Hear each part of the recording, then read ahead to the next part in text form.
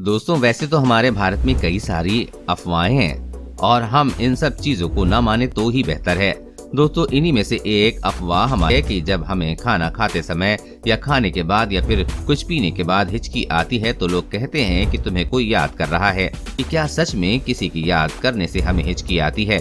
अगर नहीं तो आखिर हमें हिचकी क्यों आती है? इसके पीछे की वजह क्या है? जब हम कुछ भी खाते समय किसी को भी याद करते हैं तो या फिर खाते समय किसी से बात कर रहे होते हैं तो हमारा दिमाग उसे सोचने में या फिर समझने में बिजी हो जाता है, जिससे कि एपिग्लॉटिस को हमारे माइंड से सही से सूचना नहीं मिल पाती, जिसमें कि एपिग्लॉटिस कंफ्यूज हो जाकर कभी कभी खाने को सांस लेने और छोड़ने वाले भाग की तरफ भेज देता है, जिससे हमें हिचकी आने लगती है। और जब वो खाना सांस लेने और छोड़ने वाले भाग से निकलकर खाने वाले भाग में चला जाता है तो हमारी हिचकी बंद हो जाती है।